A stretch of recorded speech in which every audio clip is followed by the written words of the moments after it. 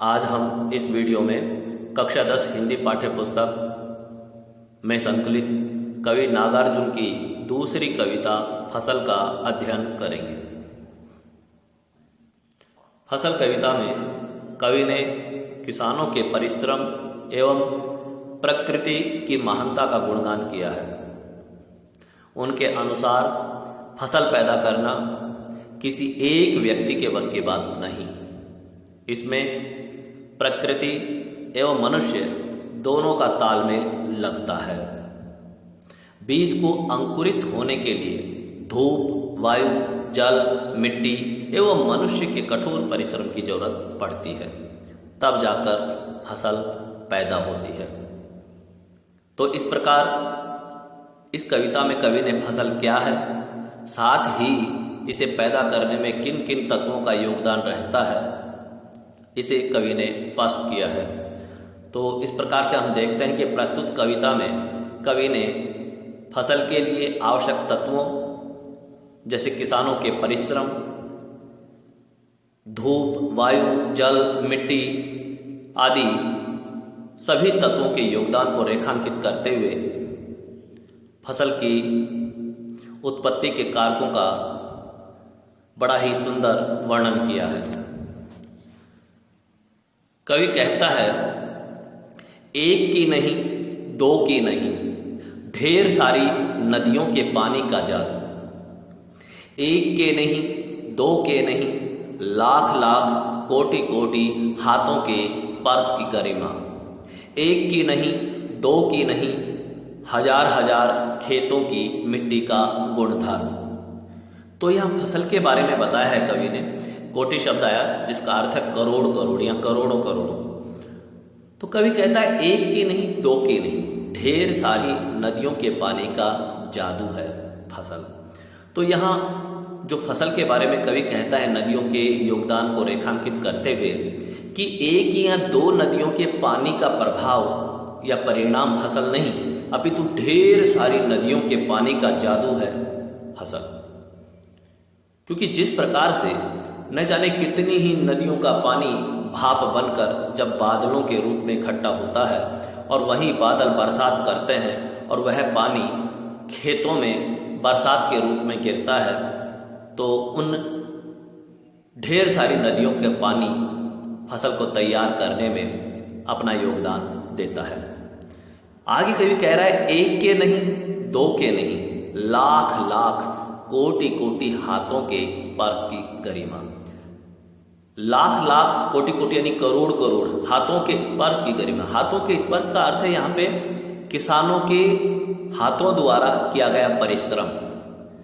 तो कवि कहता है, एक या दो मनुष्य या एक या दो किसानों के हाथों के स्पर्श नहीं, या एक या दो किसानों के परिश्रम का परिणाम नहीं, अपितु लाखों करोड़ों किसानों के परिश्रम का परिणाम फसल है।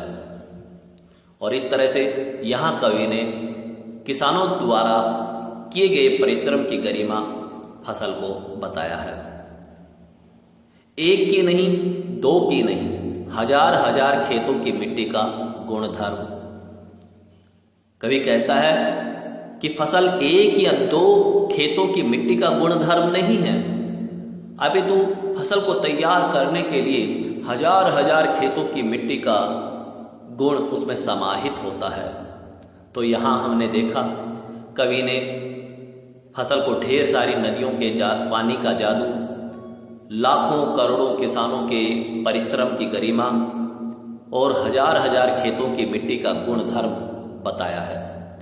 भावार्थ यदि हम पुनः देखें तो कवि कहता है कि फसल को पैदा करने में एक या दो नहीं बल्कि ढेर सारी नदियों के पानी का जादू समाया हुआ होता है।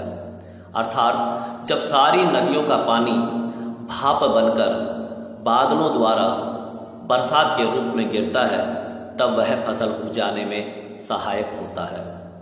कवि किसानों का महत्व बताते हुए कहता है कि फसल तैयार करने में लाखों करोड़ों अर्थात असंख्य लोगों के हाथों की मेहनत का योगदान होता है। कवि कहता है कि हर मिट्टी की अलग अलग विशेषता होती है, उनके रूप गुण एक समान नहीं होते। अतः फसल उन सभी हजार हजार खेतों की मिट्टी के गुण धर्म का परिणाम है। तो यहाँ हमने देखा कि कवि ने फसल के लिए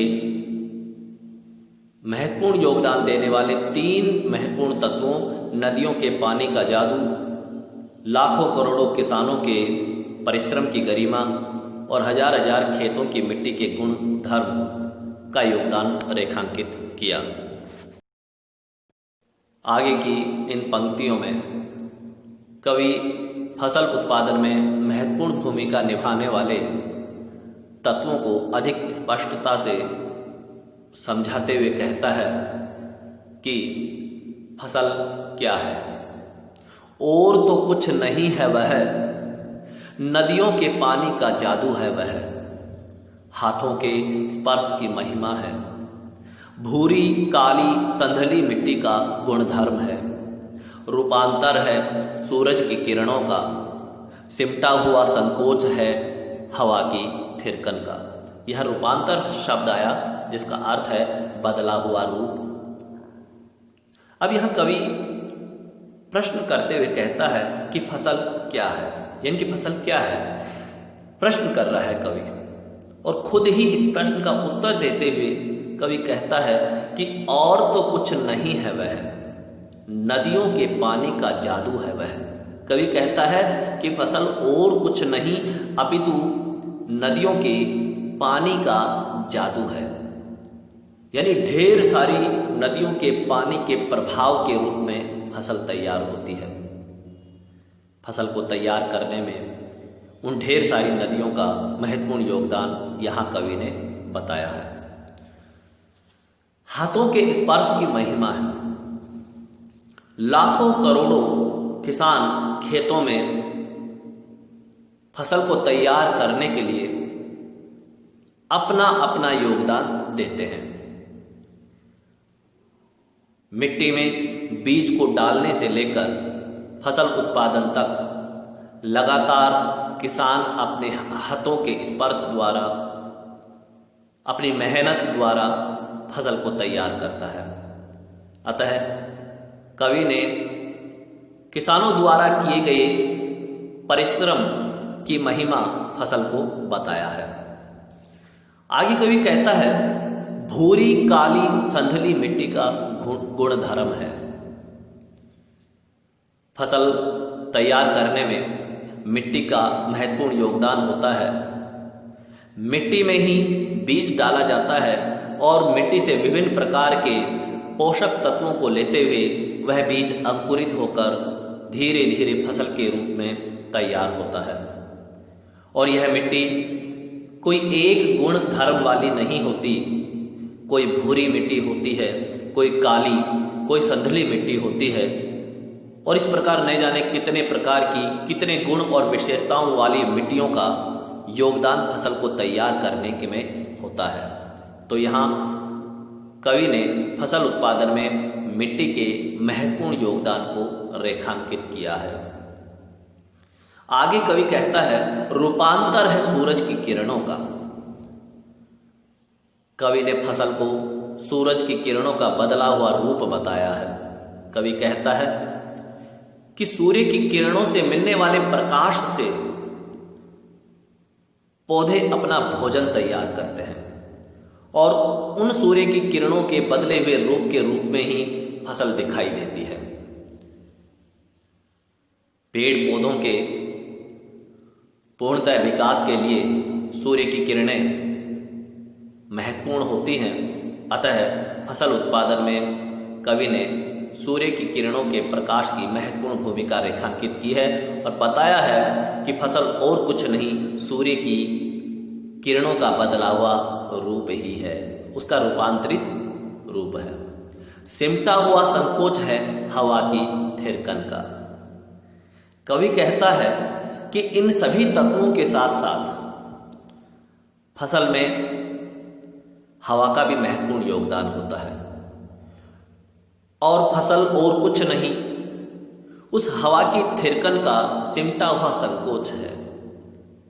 ये जो हवा चारों ओर बहती रहती है, फैली हुई है, उसी हवा का सिमटा हुआ संकोच हवा है।